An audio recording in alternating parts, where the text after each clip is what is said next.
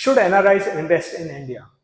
This is one question which every single NRI has on top of their minds. Is it about rupee devaluation against US dollar which causes the concern?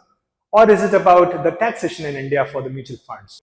Or is it about markets in India which are giving decent enough returns against the US dollar adjusted figures, which makes it viable for NRIs to invest in India? Or it could be finally about whether it is easy for them to take money out of India. Let's discuss about all these questions and answer in details, and then finally come to a conclusion whether it still makes sense for NRIs to invest in India. I am Gaurav Jasoria, the management graduate from IIM Calcutta, and I'm also the co-founder and CEO at NKJ Finserv LLP, which is one of the leading mutual fund distribution companies in India.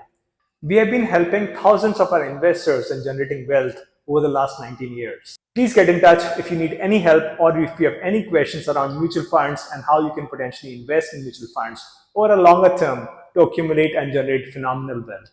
The first question which we need to answer is whether India is the right market for NRIs to invest. So look into the India's growth story in this chart. Until 2000, India was not even in the top 10 economies in the world. In 2010, India became the 9th largest economy in the world. Come 2020s, India has become the 6th largest economy in the world, while it is expected that by 2030, India will become the 3rd largest economy in the world. What about the rupee devaluation against US dollar? In the last 23 years, rupee has devalued against dollars at around 2.7% CAGR. If you look into the data for the last 10 years, rupee has devalued against dollar at around 2.9% CAGR.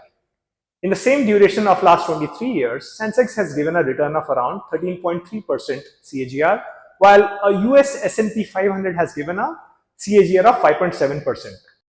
Have a look at the mutual fund benchmark monitor chart here. You see most of the benchmarks here have provided a phenomenal return over the last 1 year, 3 year, 5 year, 10 years and since launch. Now remember that these are just the benchmark returns. There are many and more funds which actively beat the benchmarks every now and then.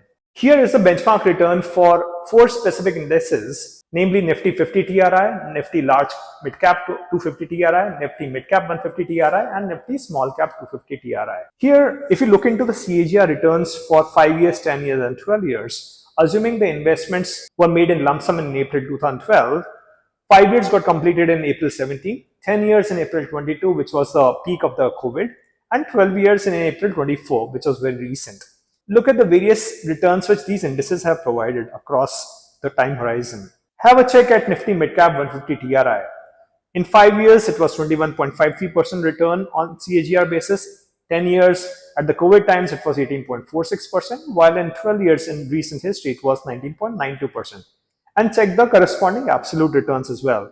So assuming the person invested in April 2012, if he had waited for 10 years, he would have got the returns of around 444% on absolute terms. And if he had waited a little more for a couple of more years, the absolute returns would have jumped to 785%. Again, remember that these are only the indices. There are many actively managed funds which beat the benchmarks regularly. Now, the other concern which NRIs have is against the Indian rupee depreciation and the long-term capital gain taxes. So Indian rupee depreciation, what we did was we removed that concern by depreciating rupee against dollar at around 3.7% here, and we adjusted the capital gain tax of 10% in the same returns. And this is the table which shows the returns which are at US dollar adjusted and the long-term capital gains adjusted returns. If you look into the table again, Nifty Midcap 150 TRI has given 15.4% in 5 years.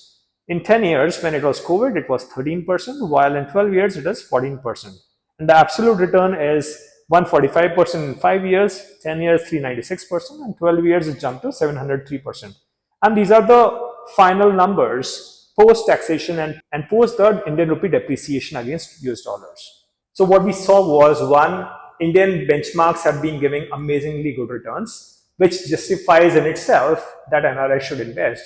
And if the NRIs can take a bet better on the actively managed funds, they can actually beat the benchmarks much better. Two, even after taking care of the dollar appreciation against rupee and the long-term capital gain taxation of 10%, still the returns are phenomenal, which means that it absolutely makes a lot of sense given the India's growth story that NRIs, or for that matter anybody, should invest in India.